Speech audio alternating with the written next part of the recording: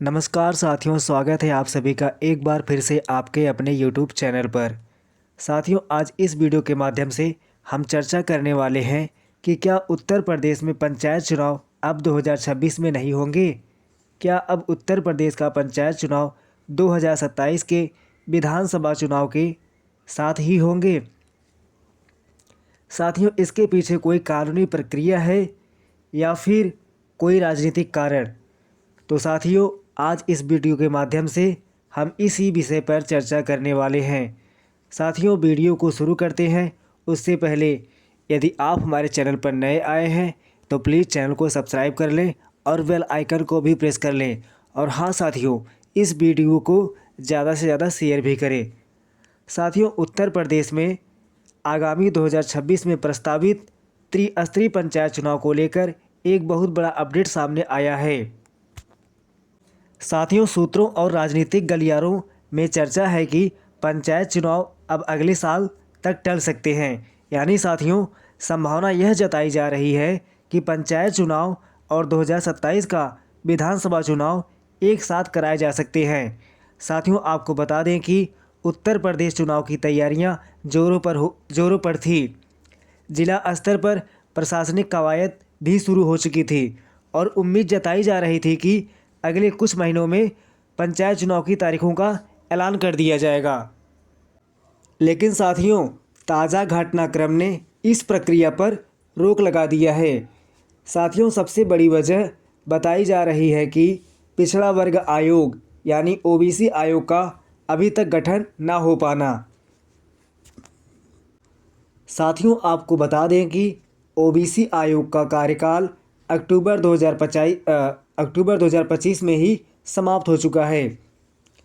साथियों, नियम के अनुसार हर 3 साल में इसका पुनर्गठन करना अनिवार्य होता है। यानी साथियों, जो ओबीसी आयोग है हर 3 साल के अंदर इसका एक बार फिर से पुनर्गठन कर लेना चाहिए। साथियों, आपको बता दें कि पंचायत चुनाव में आरक्षण का निर्धारण इसी आयोग की रिपोर्ट के आधार पर किया जाता है। तो साथियों, अब सवाल यह बनता है कि जब अभी तक आयोग का गठन ही नहीं हुआ है तो आरक्षण की प्रक्रिया कैसे पूरी की जाएगी। साथियों, आपको बता दें कि इसी मुद्दे को लेकर कोर्ट में जनहित याचिका भी दायर की गई थी और सरकार ने कोर्ट में हलफनामा देकर आयोग के गठन का आश्वासन दिया। लेकिन साथियों, आयोग का गठन, सर्वेक्षण, डेटा विश्लेषण और आरक्षण निर्धारण, इन सभी प्रक्रियाओं में कम से कम 4 से 6 महीने का समय लगना फिक्स है। तो साथियों, ऐसे में 2026 में उत्तर प्रदेश का पंचायत चुनाव हो पाना मुश्किल नज़र आ रहा है। साथियों, राजनीतिक गलियारों में यह सवाल उठ रहा है कि क्या यह सिर्फ प्रशासनिक मजबूरी है या फिर एक पहले से ही प्लान की हुई राजनीतिक रणनीति। यानी साथियों, इस पर अब तरह तरह के सवाल लोग उठा रहे हैं। लोगों का कहना है कि सरकार जानबूझकर पंचायत चुनाव नहीं करवाना चाहती और कुछ लोगों का कहना है कि सरकार का राजस्व ज़्यादा खर्च हो जाएगा, सरकार चाहती है कि दोनों चुनाव एक साथ कराए जाएं।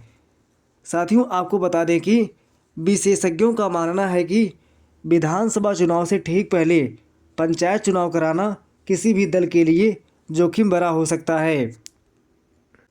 ऐसे में दोनों चुनाव एक साथ कराने की चर्चा को राजनीतिक नज़रिए से भी देखा जा रहा है। हालांकि साथियों, सरकार की तरफ से इसे केवल कानूनी और प्रक्रियागत देरी बताया गया है। साथियों, अभी इस पूरे घटनाक्रम के बाद उम्मीदवारों और स्थानीय नेताओं में असमंजस की स्थिति पैदा हो गई है।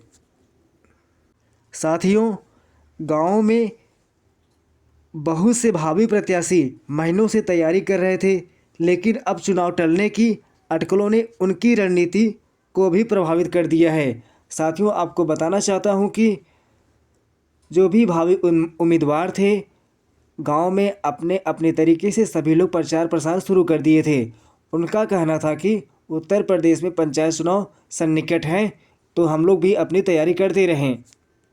लेकिन साथियों, सरकार के इस रवैये से लगता है कि पंचायत चुनाव में डिले होना तय है। अब यह कितना लेट से होता है, अब अभी तक इस पर कुछ भी स्थिति स्पष्ट नहीं हो पा रही है। पंचायती राज मंत्री ओम प्रकाश राजभर जी का कहना है कि सारे के सारे पंचायत चुनाव अपने तय समय पर ही होंगे। तो साथियों, अब सवाल यही उठता है कि क्या वास्तव में उत्तर प्रदेश पंचायत चुनाव 2027 में विधानसभा चुनाव के साथ ही कराए जाएंगे? साथियों, क्या यह प्रशासनिक मजबूरी है या फिर सियासी रणनीति? आपका इस पर क्या विचार है? आप इस पर क्या सोचते हैं? अपनी राय हमें कमेंट बॉक्स में ज़रूर बताएं। और हाँ साथियों, अगर आपको यह खबर महत्वपूर्ण लगी हो तो वीडियो को लाइक करें और ज़्यादा से ज़्यादा शेयर करें। उम्मीद करता हूँ साथियों, मेरे द्वारा दी गई जानकारी आपको पसंद आई होगी। तो साथियों, आज के वीडियो में बस इतना ही।